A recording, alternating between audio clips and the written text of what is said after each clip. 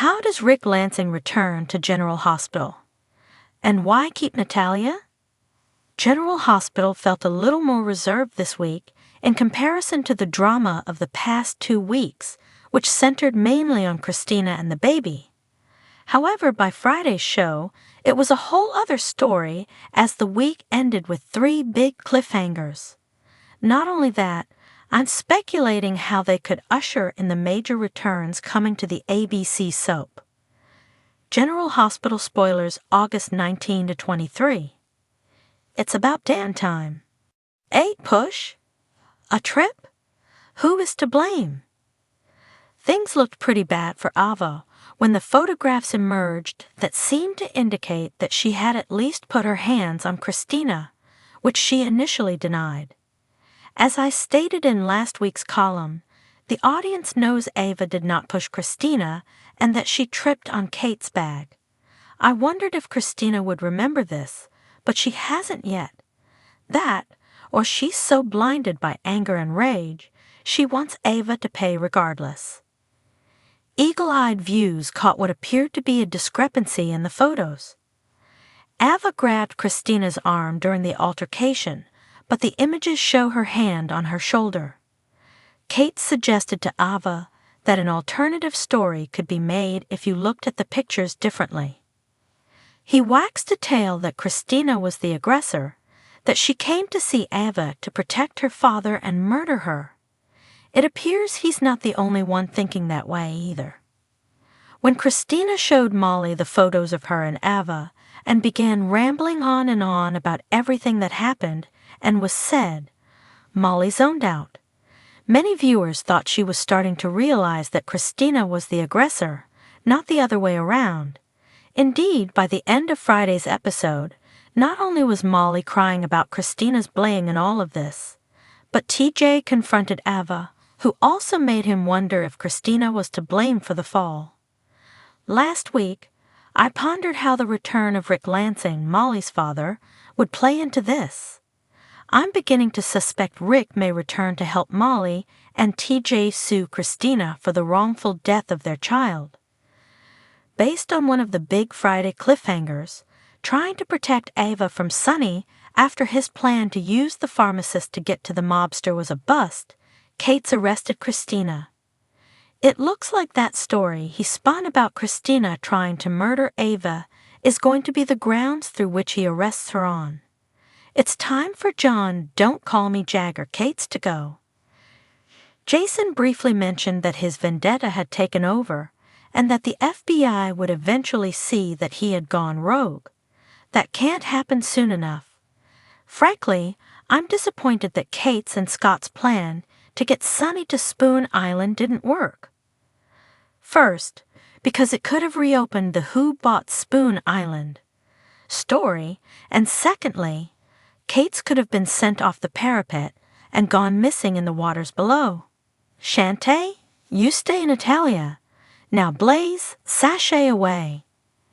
In one of the biggest, jaw-dropping moments of the week, and not in a good way, viewers were left asking, what the? Blaze and Christina were over. Blaze left on tour with Miguel Moores, and Sonny arranged for Natalia to get a job at Deception of all places. You know, the company where everyone hates her after her homophobic tirade caused them a PR nightmare. At least we got to see Blaze fire her mom before leaving. But this isn't how it was supposed to go. Blaze was supposed to stay, and Natalia was to be given the boot. What the hell? Why? Just why? Tracy is the only one opposed to hiring Natalia as the CFO and accepting Sonny's money. Well, at least until Maxie finds out what is going on. Tracy issued a warning that they all may end up being let off in handcuffs by taking Sonny's offer. If we are lucky, Natalia will be the only one taken off in shackles. The sooner the better. Seriously, someone at General Hospital needs to right this wrong. Pronto. Agent Brennan at your service. Last week, I suggested Brennan might show up and be reassigned to Port Charles, and that's precisely what happened. He also confirmed, without confirming, to Anna that he did indeed make the FBI's evidence on Carly disappear. I like Carly and Brennan together. They ooze chemistry on screen, and who knows, maybe he can help her get Kate sent far, far away somehow. Brennan also seems like a man who won't put up with Carly's games, and she won't be able to outsmart or outmaneuver him. Friday's episode has Laura, Anna, and Brennan discussing the missing Valentin, setting up not one but two big returns. Actually, three if you think about it. Laura wanted Anna and Brennan to find Valentin for her, but they both made excuses as to why they couldn't get involved. However, the episode ends with Laura receiving an alarming call about Lulu. Could she be waking up? We already know Lulu is being recast, which could be why Valentin returns with Charlotte in tow. Also, it could be what brings her brother, Lucky, back onto the campus. Valentin has one big reason not to return. Jason located the pharmacist Clements, who spilled all the beans about Ava, only learning about the meds after he'd already tampered with them on Valentin's orders. We've now got two stories that could be tied to how Valentin returns to Port Charles. That Icky storyline. I saved the worst for last. First, I was hoping Nina's working dinner with Drew would be about helping him with his campaign to fast-track his election and move to Washington, D.C., thereby getting him away from Willow. But no. Nina decided she could seduce Drew into forgetting about Willow. She's back at it with her bad ideas. Willow and Drew's sudden attraction, hero worship, infatuation, whatever you want to call it, came out of nowhere, which is why it's not working for me. Actually, it didn't come out of nowhere. It likely came about because someone decided they all needed more drama. As icky as Drew and Nina's hate sex was, it was enough drama as is. I'd noted before that pairing him with Nina finally made his character a little more interesting. And had they gone forward with a relationship, the reveal would have been a fun bit of drama all around.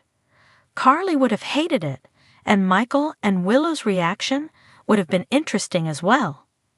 However, now that Nina and Willow are getting along well, and Michael is acting civilly and nicely towards Nina, the show decided to rock the boat. When everything comes out, it will be a hot mess, and it's a mess I'm not looking forward to watching.